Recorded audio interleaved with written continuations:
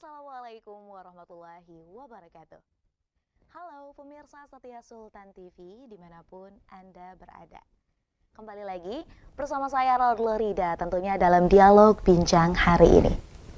Pemirsa, pasangan calon gubernur dan wakil gubernur nomor urut 2 Andra Soni dan Ahmad Dimyati Natakusuma meraih perolehan suara terbanyak dalam Pilkada 2024 Banten.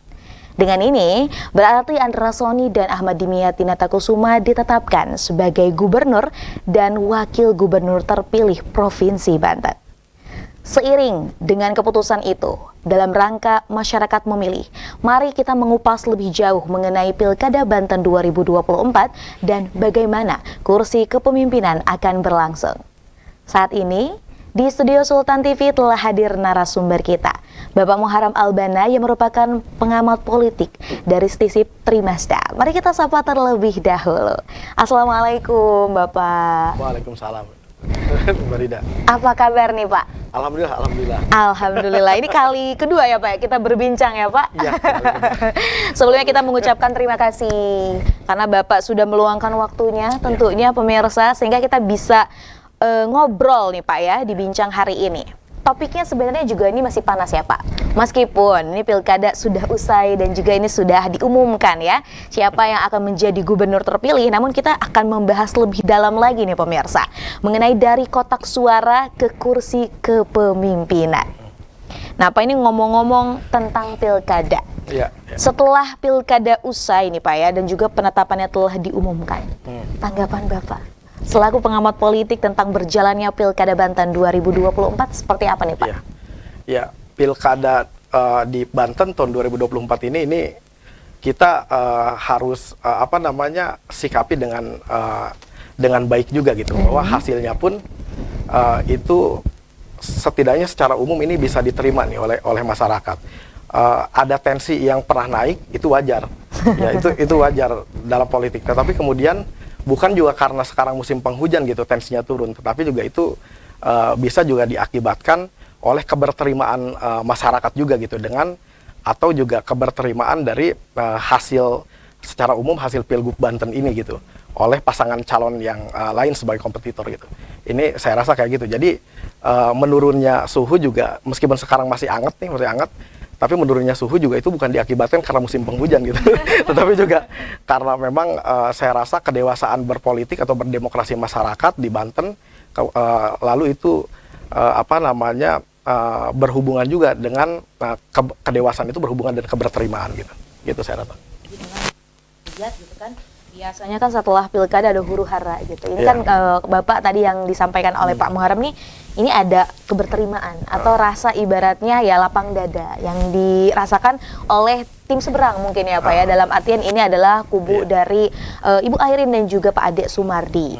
Nah ini ngomong-ngomong tentang pilkada juga nih Pak ya, ini kan bagaimana pendapat Bapak selaku pengamat politik juga mengenai sikap dari Airin dan juga Ade Sumardi nih Pak, yang telah ataupun ibaratnya kita tahulah ini mengalami kekalahan dalam pemilihan gubernur Banten. Ya sempat waktu itu ada riak-riak ini akan menggugat hasil juga kan sempat. Betul. Tapi ya tadi suhu kembali turun dan itu saya tegaskan kembali lagi bahwa saya melihat bahwa ada unsur kedewasaan secara berdemokrasi itu di kita. Dan saya rasa pernah terjadi tadi suhu yang agak panas juga dengan mencoba mengkoreksi hasil dari Pilgub. Itu adalah hal yang wajar sebagai demokrasi. Fasilitasnya juga disediakan, maksudnya untuk melaporkan ke institusi-institusi terkait juga kan itu memang disediakan di dalam demokrasi kita. Jadi saya rasa itu adalah hal yang wajar. Tadi misalnya tidak ada huru hara dan sebagainya, dan itu juga sebetulnya yang dikehendaki oleh masyarakat tuh, oleh kita juga sebagai semua stakeholder gitu. Jadi ukuran dewasanya demokrasi itu selain dari proses berdemokrasi yang baik dan tentunya itu melibatkan misalnya penyelenggara pemilu, kemudian juga para konstituen pemilu dengan juga konstituennya, selain dari prosesnya adalah menerima hasil daripada penyelenggaraan berdemokrasi itu gitu. Jadi hasil pasca Pilgub itu ya saya rasa ini adalah hasil yang cenderung kondusif lah begitu ya, akhirnya gitu di Provinsi Banten gitu. Jadi kayak gitu. Saya rasa ini adalah hasil yang harus memang diterima juga. Betul, karena namanya kontestasi ya Pak, pasti ada yang harus menang atau kalah ya Pak. Jadi lapang dada adalah sebuah modal utama lah, ini yang harus memang dimiliki. Ada langkah-langkah tadi, misalnya langkah untuk bereaksi atas kemungkinan-kemungkinan yang bisa disengketakan atau diperdebatkan, itu juga kan sudah disediakan kerannya gitu, sudah disediakan fasilitasnya. Prosesnya misalnya ditempuh atau tidak, ya itu nanti kan dikembalikan lagi kepada si kontestan yang mengajukan itu gitu. Nah, sekarang tidak ada itu gitu ya, berarti artinya aman. Artinya ya cenderung relatif kondusif gitu. Yeah. Meskipun kita lihat juga mungkin di beberapa wilayah di Indonesia juga ada banyak ya Pak ya calon-calon yang tidak terima dan akhirnya ini menggugat ke Mahkamah Konstitusi. Namun kita lihat bahwa memang di Banten gitu, awalnya huru-hara atau awalnya juga ini kan bahkan tim pemenangan sudah mengumpulkan bukti-bukti, namun nyatanya ternyata ini tidak dilanjutkan seperti itu. Nah kemudian Pak, ini melihat dari Pilkada Banten 2024, sebenarnya faktor yang memang ini memengaruhi Pilkada 2024 ini apa aja sih Pak kira-kira? Ya pasti arahnya kepada bagaimana pada bulan September sebelumnya kan melihat bahwa hasil survei ini mengarah kepada pasangan misalnya Bu Airin dan Pak Ade yang begitu dikjaya begitu ya, sangat dominan sekali gitu ya di setiap lembaga survei. Kemudian juga pada hari-hari terakhir sebelum pemilihan juga itu kan masih dominan, Tetapi persepsi masyarakat begitu itu bisa cepat berubah karena faktor apa saja. Saya rasa ya ini kerja politik daripada misalnya partai politik koalisi yang mendukung Pak Andrasoni dengan Pak Dimyati ini saya rasa cukup sangat bekerja keras gitu. Itu satu. Yang kedua, di Banten Barat misalnya di Pandeglang dengan di Kabupaten Lebak pasangan itu juga pasangan Pak Andrasoni dengan Pak Dimyati juga ini terlihat fight juga gitu, mampu bekerja keras. Yang tadinya misalnya dianggap ya Bu Airin juga punya kekuatan tuh di daerah Kabupaten Lebak, Kabupaten Pandeglang. Ternyata Pak Dimyati ini bisa fight di sana. Dan kemudian saya rasa kuncinya juga adalah bagaimana tokoh-tokoh yang berada di Lebak dan Pandeglang ini bisa dirayu begitu oleh dalam tanda petik oleh pasangan nomor 2 itu yang akhirnya menjadi pemenang hasil Pilgub 2024 Pak Andrasoni dengan Pak Dimyati. Ini kepiawaian dari dua pasangan itu juga, selain saya melihat kerja daripada struktur partai politik yang mengusung kedua calon ini yang luar biasa saya rasa. Termasuk juga para relawannya mungkin. Nah, selain dari pengaruh ataupun faktor partai politik, Pak, ini juga kan yang perlu kita perhatikan bahwa memang pengetahuan masyarakat tentang ilmu politik. Ini kalau Bapak melihat gitu kan ya, keadaan masyarakat Banten lah khususnya yang kita terlibat dalam pilkada kemarin nih Pak ya, apakah pengetahuan ataupun kemampuan masyarakat Banten tentang politik sudah lebih maju dibanding sebelumnya? Demokrasi di Indonesia itu kan saya anggap ya belum terkonsolidasi. Kalau misalnya kita menilik pada demokrasi di Yunani lampau, ya menurut sebuah diskursus begitu, bahwa di Yunani pun sebagai negara pengusung demokrasi pada awalnya gitu ya, konsep demokrasi, kita tahu bahwa demokrasi juga itu kata demokrasi itu berasal dari sana begitu ya. Ini yang diberikan hak untuk memilih itu tidak setiap orang gitu, atau tidak setiap seperti di Indonesia yang sudah memiliki hak pilih itu boleh gitu. Dari lapisan mana saja itu tidak. Misalnya di sana adalah para borjuis gitu atau para pemilik tanah, kemudian juga masyarakat yang dianggap memiliki kemapanan secara demokrasi gitu, secara politik gitu, punya pandangan yang sudah baik terhadap politik atau edukasi politiknya sudah bagus gitu ya. Nah, orang-orang seperti ini nih yang mempunyai hak. Ini konon katanya dalam sebuah diskursus. Tetapi kemudian kan di Indonesia dan terlebihnya di kita gitu, ada beberapa kabupaten juga yang masih secara pendidikan itu masih relatif di bawah. Ini semuanya diikut sertakan. Yang penting sudah memenuhi prasyarat dalam sebagai pemilih gitu ya. Nah, saya rasa ini juga hal yang sangat menentukan ketika salah satu calon itu bisa merayu dalam tanda petik sehingga persepsi masyarakat yang secara edukasi politik itu masih harus ditingkatkan, ini bisa berubah gitu tuh. Itu pengaruh itu juga. Ya kalau misalnya Mbak nanti bertanya misal merayu dan cara apa aja, merayu itu bisa jadi dengan cara menyampaikan visi misi yang memang secara bahasa atau juga secara kebutuhan itu sesuai dengan yang diharapkan oleh masyarakat, itu salah satunya bisa saja. Kemudian juga secara masif begitu struktur relawan dan tim sukses, kemudian juga dalam struktur partai politik ini bisa menyampaikan tuh kepada person to person misalnya kepada masyarakat. Dan masyarakat kan secara umum biasanya bukan saja melihat dalam visi misi di kejauhan, tetapi ada yang menyentuh dia, ada yang menyentuh pun gitu. Itu mereka bisa memiliki ketertarikan gitu terhadap preferensi nanti berpengaruh pada preferensi dalam pilgub itu gitu. Nah, saya rasa masyarakat Banten itu masih di sana tuh. Jadi edukasi politik itu masih harus ditingkatkan, dan kemudian saya melihat calon pemenang yang akhirnya menjadi pemenang terpilih dalam pilgub kemarin itu di Banten, Pak Andasoni dan Pak Dimyati, itu jeli melihat itu sebagai peluang gitu. Oke. Jadi ini tentunya masyarakat Banten juga harusnya belum berpuas hati ya Pak ya. Kalau ngomong-ngomong tentang ilmu politik lah, karena ada banyak sekali memang ini juga kita lihat kontestasi dari pilkada, kemudian juga pemilu yang memang sudah usai-usai, ada banyak sekali evaluasi dan ini perlu diperbaiki. Nah, ini berbicara tentang pemilihan lah Pak ya, ini khususnya di Indonesia dan berkenaan dengan pilkada juga. Ini kan ketika kampanye nih Pak ya, ini banyak sekali strategi yang dilakukan. Salah satunya nih Pak ya, ini kan ada juga dukungan partai politik dan juga dukungan dari kalangan selebriti yang ini juga turut mendongkrak. Begitupun di Banten, ini dari pasangan 01, 02 sama-sama menggait nih Pak ya. Nah, sebenarnya Pak, dalam kacamata politik, seberapa besar dampak dari keterlibatan, mungkin ini public figure dalam mengkampanyekan pasangannya? Seperti apa deh Pak? Ya, ini menarik nih. Saya tiba-tiba langsung ingin melihat salah satu podcast begitu secara lengkap gitu, selesai. Dan itu ada, boleh nggak disebut podcastnya? Maksudnya ya salah satu podcast yang terkenal lah begitu. Dan itu menampilkan seorang selebrita begitu yang didampingi oleh Pak Andasoni begitu. Nah, saya melihat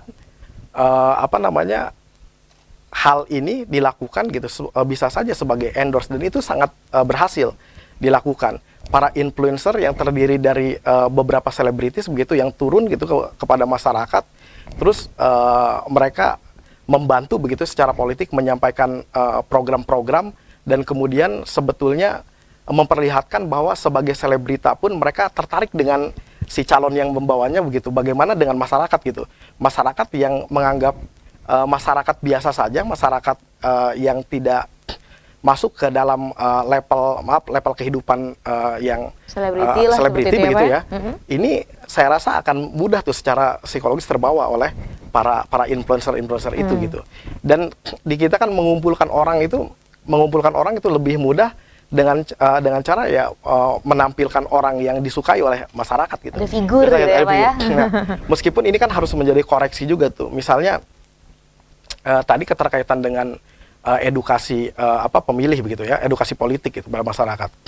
Nah, ada peran daripada penyelenggara pemilu, khususnya ya kita sebut aja lembaga Komisi Pemilihan Umum, yang sebetulnya juga harus lebih bekerja lagi tuh dalam meningkatkan edukasi politik bagi masyarakat gitu.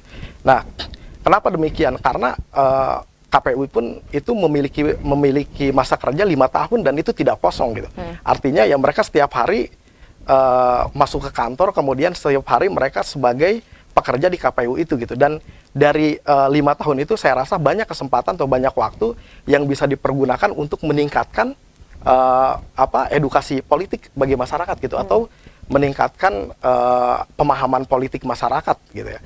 Nah, kita bisa saja berbicara bahwa tugas untuk memberikan edukasi politik itu bukan saja dari penyelenggara pemilu, tetapi juga misalnya ada partai politik atau pemerintah sendiri atau masyarakat NGO yang memang keterkaitan dengan itu. Tetapi saya rasa Komisi Pemilihan Umum pun itu penting tuh untuk melakukan edukasi politik kepada masyarakat, apalagi dengan rentang waktu yang memang cukup panjang gitu, dalam 5 tahun menyelenggarakan pemilu 2-3 saja misalnya ya, legislatif, eksekutif gitu, itu ya legislatif dan eksekutif, kemudian misalnya pemilihan presiden begitu ya, atau pemilihan presiden pun sekarang digabungkan dengan pemilihan legislatif.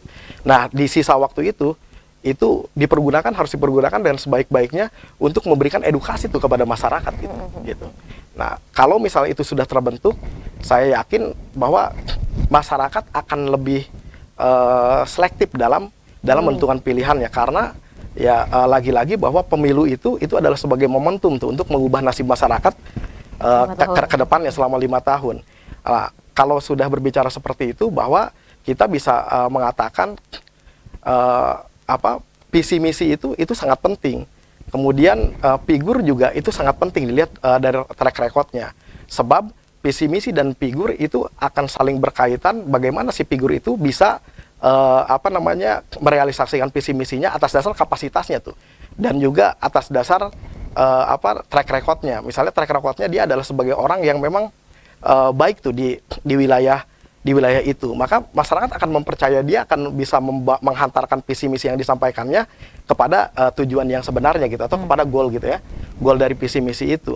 Berbeda juga misalnya ketika si calon itu dianggap sebagai figur itu dianggap sebagai orang yang tidak mampu atau tidak memiliki kapasitas, maka masyarakat yang sudah dibekali oleh edukasi pada politik akan jeli melihat bahwa ini si pemimpin si calon ini dengan figur seperti ini tidak akan mampu nih untuk merealisasikan visi misinya, sehingga hidup kita 5 tahun ke depan ini akan terkatung-katung lagi misalnya gitu. Dalam itu kan kayak gitu. Jadi kenapa harus ada pemilu? Ya pemilu itu sebagai pasar, dan di pasar itu ada produknya itu adalah para calon, dan itu diperlihatkan kepada masyarakat begitu, produk mana yang paling baik tuh, dan masyarakat adalah sebagai penukar gitu atau pembeli daripada produk itu gitu tuh. Jadi tempat transaksinya itu ada di pemilu gitu. Betul. Jadi ini kan yang menentukan ya Pak ya. Jadi kalau tadi saya dengar gitu ya dari yang Bapak sampaikan, nyatanya memang ini pengaruh dari public figure ya cukup baik. Namun alangkah lebih baiknya ya Pak ya jika memang ini dari lembaga-lembaga terkait juga memberikan edukasi yang maksimal kepada masyarakat. Kalau kita lihat Pak, sebenarnya juga dari KPU, kemudian juga dari berbagai lembaga ya Pak, ini juga kan turut memberikan pendidikan mengenai politik. Namun tadi mungkin di kita gitu ya, beberapa masyarakat ini masih kesulitan dalam mencernanya. Nah, ini juga menjadi PR, bahan evaluasi ketika nanti pemilihan presiden ataupun pemilihan calon legislatif dan kepala daerah akan dilangsungkan di tahun-tahun berikutnya. Nah, kemudian nih Pak, ini kalau kita lihat pasca Pilkada Banten 2024, bagaimana nih Pak? Ini Pilkada memengaruhi stabilitas politik dan juga sosial di Banten untuk beberapa tahun ke depan. Iya, saya rasa setelah Pilkada ini, dan mudah-mudahan bulan Februari ya pelantikan sekitar itu. Nah, kita harus bersama-sama kembali gitu untuk membangun Banten. Memang harus kita ingat bahwa Pilgub ini tidak sama dengan Pilpres. Pilpres itu presiden ketika dilantik itu menghasilkan kabinet. Kalau gubernur itu ya sudah disiapkan tuh perangkat-perangkatnya di organisasi perangkat daerah gitu. Jadi sekretaris daerah misalnya, kadis-kadis untuk memimpin OPD-OPD dan juga badan gitu ya di lingkungan OPD di Provinsi Banten, itu kan sudah ada tuh orang-orangnya, tinggal dipilih saja gitu, yang sesuai. Nah, yang saya harapkan bahwa stabilitas politik itu juga akan sangat dipengaruhi oleh stabilitas ekonomi itu. Kalau masyarakat misalnya menganggap bahwa program-program pemerintahan Provinsi Banten nanti relevan dengan masyarakat, maka saya yakin suhu politik ya tidak akan terlalu memanas lah. Karena yang diharapkan oleh masyarakat adalah ekonomi masyarakat yang membaik gitu. Ya, yang lebih baik lah setidaknya dari yang kemarin. Sekali lagi bahwa stabilitas politik itu sangat dipengaruhi oleh stabilitas ekonomi gitu. Nah, kemudian yang menjadi saran gitu ya bagi saya, maksudnya dari hal yang tadi ditanyakan bahwa ada istilah kalau dalam administrasi publik itu drag man on drag place tuh. Jadi menempatkan orang sesuai dengan kapasitas atau sesuai dengan kemampuannya. Jadi saya lihat bahwa nanti pemilihan untuk kepala OPD pun itu harus dilihat berdasarkan kemampuannya, dan juga nanti masalah kesungguhan kan bisa ditekan tuh gitu oleh pemimpin di daerah di provinsi ini gitu. Jadi menempatkan orang yang sesuai, yang tepat itu sangat penting nanti. Kalau saya rasa itu harus dihindari, misalnya ada balas jasa pada pemerintahan pada kepala daerah terhadap kepala OPD atau di lingkungannya. Kalau misalnya ada balas jasa, artinya ada jasa yang pernah diberikan gitu. Nah, kalau ada istilah itu keluar, berarti kan kemarin proses pilkada pun, pilgub pun itu tidak baik gitu, tidak bersih. Ada kecurangan ternyata gitu jadi, ya, apa yang terjadi? Misalnya kayak gitu, kalau ada istilah itu, mudah-mudahan ya tidak. Mudah-mudahan gubernur dan wakil gubernur terpilih ini bisa menempatkan para kepala daerah dan lingkungannya gitu, badan-badan gitu, atau OPD di lingkungan Provinsi Banten sesuai dengan kemampuannya, sehingga bisa merealisasikan program sesuai dengan apa yang dimaksudkan dalam visi misi yang disampaikan oleh gubernur dan wakil gubernur nantinya gitu. Nah, kemudian nih Pak, ini Bapak juga berkaitan dengan sesuai dengan visi misi dan juga mungkin janji-janji kampanye yang disampaikan oleh Pak Andra Soni dan juga Pak Dimyati. Nah, ini ngomong-ngomong tentang janji politik nih Pak. Kita juga tahu ya bahwa memang ada program unggulan yang memang dimiliki oleh pasangan Andra Soni dan juga Dimyati serta program-program turunan. Dan ini juga katanya memang berkaitan dengan program-program yang memang dimiliki oleh pemerintah seperti itu Pak. Nah, ini ngomong-ngomong tentang janji-janji politik saat kampanye nih Pak. Ini bagaimana kiranya menurut Bapak pasangan Andra Soni dan juga Dimyati dapat merealisasikan, dan ini kalau berkenaan, kalau kita kaitkan dengan keadaan Banten saat ini, ini seperti apa nih Pak? Iya, janji politik kan itu memang harus dituangkan nanti dalam visi misi itu, dalam dan juga dalam dokumen-dokumen terkait di pemerintahan gitu ya, nantinya yang akan dilaksanakan. Tetapi kemudian itu juga harus diulas kembali. Apakah dari janji politik itu ada yang overlapping begitu ya? Misalnya katakanlah sekolah gratis misalnya. Sekolah gratis itu apa yang dimaksudkan dengan sekolah gratis? Apabila misal gitu, ini contoh aja. Apabila sekolah yang dimaksudkan sekolah gratis itu memberikan pembiayaan yang gratis pada siswa sekolah menengah pertama atau juga ke sekolah menengah atas begitu, maka itu kan sudah dilakukan sebelumnya. Artinya itu harus ada koreksi gitu. Tetapi kemudian apabila itu ditunjukkan kepada beasiswa misalnya di perguruan tinggi, nah saya rasa itu bisa saja dilakukan, tetapi harus dengan syarat-syarat tertentu lah gitu. Harus syarat, misalnya salah satunya perguruan tinggi yang ditunjuk misalnya adalah perguruan tinggi yang memiliki reputasi yang baik misalkan kayak gitu. Kemudian dilihat juga dari anggarannya, mungkin atau tidak dilaksanakan. Mungkin saja, tetapi kan apabila anggaran pada satu organisasi perangkat daerah ini sangat mendominasi, bisa jadi ya tidak membuat kestabilan tuh pada organisasi perangkat daerah yang lain. Apalagi di Presiden Pak Prabowo Subianto misalnya sekarang sedang menggalakkan satu program yang secara nasional, dan saya rasa itu harus sinergis dengan pemerintahan provinsi. Katakanlah misalnya dalam ketahanan pangan gitu. Nah, di Provinsi Banten saya rasa masalah pangan, masalah beras lumbungnya bisa di Kabupaten Serang, Pandeglang dan Lebak. Ini kan sangat disiapkan, tetapi di Provinsi Banten bicaranya bukan ketahanan pangan lagi yang saya lihat, tetapi bicaranya sudah komersialisasi pangan tuh. Karena kalau sawah-sawah, kalau kita lihat misalnya di Serang Utara sana, aksesnya sangat mudah ke daerah Jakarta sebagai kota metropolitan dan juga ke daerah Tangerang. Artinya mereka tidak kesulitan untuk menjual itu. Nah, makanya dalam program nanti mensinergiskan program, saya rasa kembali lagi pemerintah Provinsi Banten selain dengan janji politik yang ditawarkan itu harus kembali diulas begitu. Ada juga program-program lain yang harus disesuaikan, yang sebetulnya itu lebih relevan daripada apa yang janji yang disampaikan sebelumnya gitu. Oke, jadi memang kalau misal ngomongin tentang janji pilkada ya Pak, ini kan juga pasti banyak juga pertanyaan-pertanyaan dari masyarakat, kapan atau bagaimana cara merealisasikan. Tapi jangan lupa juga bahwa memang Banten gitu kan kondisinya saat ini kita juga tahu belum menjadi provinsi yang ibaratnya kalau kita compare dengan provinsi yang maju lain, kita belum semaju seperti itu. Nah, kemudian nih Pak ya, ini juga berbicara tentang Banten, salah satunya pembangunan, pemerataan pembangunan, kemudian juga pendidikan, kesehatan, infrastruktur masih menjadi masalah utama. Kira-kira Pak, ini yang menjadi salah satu PR ataupun tugas pertama lah yang dilakukan oleh pemimpin Banten, kira-kira harus mengurus yang mana dulu nih Pak? Infrastruktur misalnya masih jadi pembicaraan ya, salah satu PR juga. Tetapi saya rasa bahwa infrastruktur yang sudah diberikan pun itu nilainya tidak terlalu rapor merah-merah amat gitu. Yang jelas yang jelas ke depan pemerintahan Provinsi Banten yang nanti dinahkodai oleh Pak Andrasoni dengan Pak Dimyati ini harus pintar juga melihat hasil daripada program pembangunannya itu yang dilakukan gitu oleh pelaksana pembangunannya. Jadi misalnya jangan sampai kita melihat misalnya ada pembangunan jalan, infrastruktur jalan. Kalau di Kabupaten Serang bolehlah kita lihat udah sampai menuju kecamatan-kecamatan, desa-desa. Kabupaten Lebak dan Pandeglang ini masih menjadi PR, tetapi kualitas daripada bangunannya pun itu harus diperhatikan juga gitu. Jadi jangan sampai asal bangun lah gitu ya. Nah, itu masalah infrastruktur. Tapi kemudian saya rasa yang kedua yang paling penting juga itu sumber daya manusia tuh harus ditingkatkan. Pilihannya adalah ketika masyarakat dininabobokan dalam tanda petik oleh program sosial, nah, maka akan sampai kapan program yang berbasis pada sosial itu kedermaan pemerintah terhadap masyarakat itu dilakukan?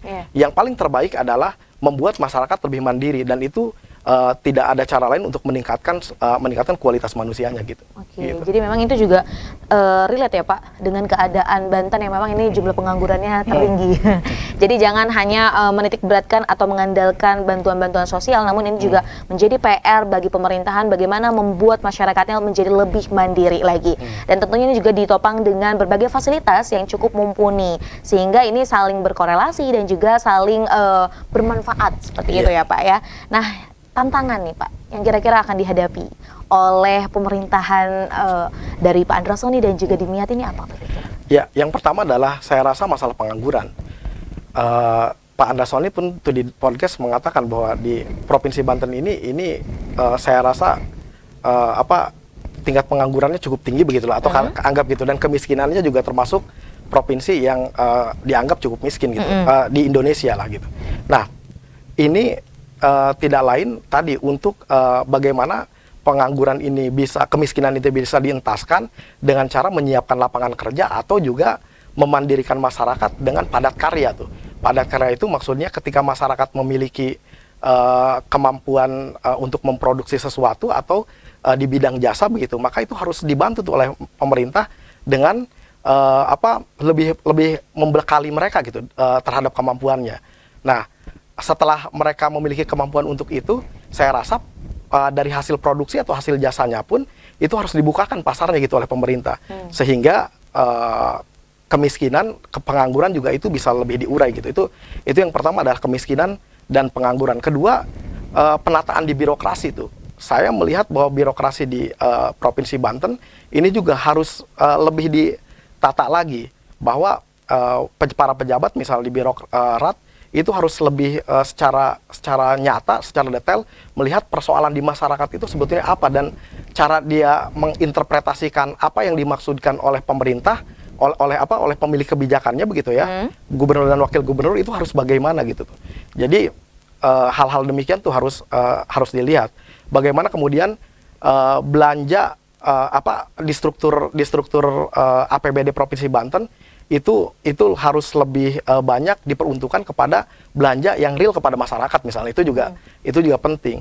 Nah, ada hal yang menjadi diskusi kita tuh di luar. Salah satunya misalnya ada pegawai pemerintah di Provinsi Banten di OPD tertentu misalnya yang dianggap menghasilkan itu memiliki penghasilan di luar gaji yang jauh melampaui gaji pokoknya misalnya kayak gitu ya. Gaji pokoknya satu pegawai negeri misalnya dengan jabatan tertentu dan di OPD tertentu ini bisa mendapatkan tunjangan atau honor di luar gaji pokoknya itu misalnya sampai pada 3 kali lipatnya gitu atau 4 kali lipatnya. Nah, itu sebetulnya sah-sah saja memang ketika sudah dipayungi dengan aturan. Tetapi kemudian kan aturan ini juga harus bisa memenuhi rasa keadilan. Bagaimana mungkin mereka nyaman mendapatkan penghasilan yang berkali lipat dari gaji pokoknya, tetapi kemudian masyarakat Banten ini dianggap masyarakat yang banyak terdapat pengangguran dan masyarakat miskin ya gitu tuh. Ini kan menyakiti hati masyarakat sebetulnya. Maka dari itu aturan-aturan tentang itu meskipun sudah dibuat aturannya, tetapi saya rasa harus ditinjau kembali dari aspek keadilannya kepada masyarakat sehingga ya pejabat juga itu akan lebih bisa serius tuh dalam memberikan keseimbangan kemampuan ekonomi bukan saja kepada masyarakatnya, bukan saja kepada golongan tertentu, tetapi kepada masyarakat secara umum gitu. Oke, Gitu. jadi ini juga bisa mengatasi ya Pak dari tindak korupsi yang mungkin nanti akan terjadi. Nah, maka dari itu memang ini perlu adanya kesinambungan antara bagaimana pemerintah melakukan program-program yang ada dan ini juga berorientasi atau berfokusnya pada masyarakat, bukan pada golongan tertentu. Itu ya Pak ya? Iya. Atau mungkin untuk hanya kelompoknya saja. Nah, baik Bapak. Tidak terasa, sudah 30 menit Pak, kita berbincang asyik nih pemirsa, mengenai hasil Pilkada Banten 2024. Sebelum menutup perjumpaan kita nih Pak, pada siang hari ini, boleh Pak dikasih closing statement kepada pemirsa setia Sultan TV. Berikut juga dengan harapan untuk Provinsi Banten, sesuai dengan tema kita dari kotak suara ke kursi kepemimpinan. Ya, terima kasih. Barida. Ya, yang saya perhatikan dan mungkin juga ini menjadi mudah-mudahan menjadi harapan masyarakat gitu secara keseluruhan. Kalau saya ulas dari awal bagaimana Pak Andra Soni dan Pak Dimyati ini dihasilkan misalnya melalui pilihan masyarakat dengan upaya-upaya dengan banyak upaya gitu ya, termasuk misalnya tadi di endorse oleh influencer atau selebrita tuh. Nah, selebritis ini ada juga yang memperlihatkan misalnya dia melihat keibaan kepada masyarakat atas kondisi masyarakatnya. Meskipun sebetulnya salah satu selebritis misalnya memperlihatkan dia juga dalam posisi yang harus yang sedang bersedih hati gitu ya, karena misalnya persoalan keluarga dan yang lain-lain. Nah, itu kan setidaknya menyampaikan pesan kepada masyarakat bahwa saya yang sedang bersedih seperti ini saja, ini melihat masyarakat lebih menyedihkan lagi gitu. Akhirnya kan masyarakat tuh bisa bisa diambil suaranya melalui rasa-rasa empati seperti itu. Nah, kemudian saya rasa ya berarti tanggung jawab daripada gubernur dan wakil gubernur terpilih ini semakin besar tuh kepada masyarakat. Bagaimana masyarakat yang dalam keibaan ini nih ya, dalam keibaan ini bisa diangkat tuh derajatnya. Dan pengentasan kemiskinan adalah hal yang paling utama yang harus dilakukan oleh pemerintah Provinsi Banten. Caranya seperti apa? Caranya bisa banyak hal. Misalnya lebih merelevansikan program-program kerja secara lebih relevan gitu kepada kebutuhan masyarakat. Kemudian juga memperbaiki proporsi anggaran-anggaran di pemerintahan Provinsi Banten yang seharusnya bisa langsung bersentuhan dengan masyarakat, ya itu harus dilakukan gitu, harus dilakukan. Dan di negara yang maju, saya rasa bantuan-bantuan sosial itu semakin lama harus semakin dibatasi.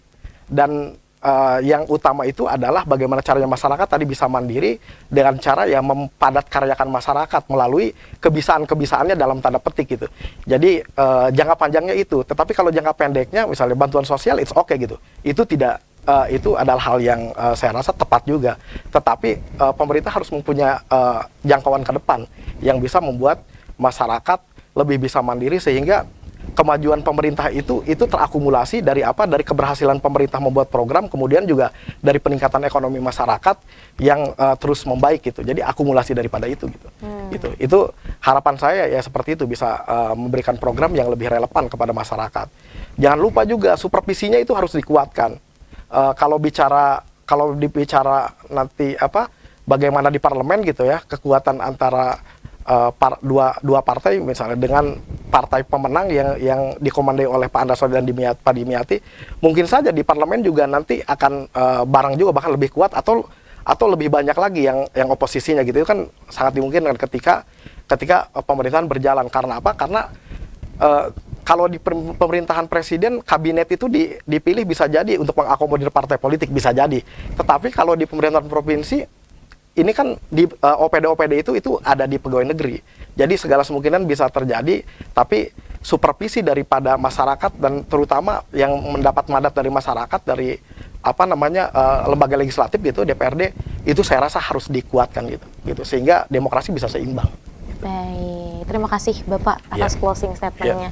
Dan tentunya pemirsa, ada banyak sekali harapan kita ya untuk Provinsi Banten, baik itu dalam berbagai aspek, kependidikan, kesehatan, infrastruktur, kemudian dan juga ekonomi. Tentunya kita juga harus saling bahu-membahu untuk dapat bisa merealisasikan ya Pak ya, karena tujuan kita adalah membuat Banten lebih baik lagi. Terima kasih Bapak atas kesempatannya ya, atas waktunya juga. Semoga perbincangan kita hari ini juga dapat bermanfaat dan ini juga dapat mengedukasi masyarakat Banten dan pemirsa setia Sultan TV. Kita cukupkan Bapak perjumpaan kita siang hari ini. Pemirsa setia Sultan TV dimanapun Anda berada. Demikian perbincangan kita hari ini bersama Bapak Muharram Albana yang merupakan pengamat politik dari Stisip Trimazda. Semoga apa yang kita perbincangkan hari ini dapat bermanfaat dan juga berkelanjutan. Saya, Raudl Rida, dan segenap kru yang bertugas pada hari ini mengucapkan terima kasih, pamit undur diri. Sampai jumpa. Wassalamualaikum warahmatullahi wabarakatuh. Waalaikumsalam warahmatullahi wabarakatuh.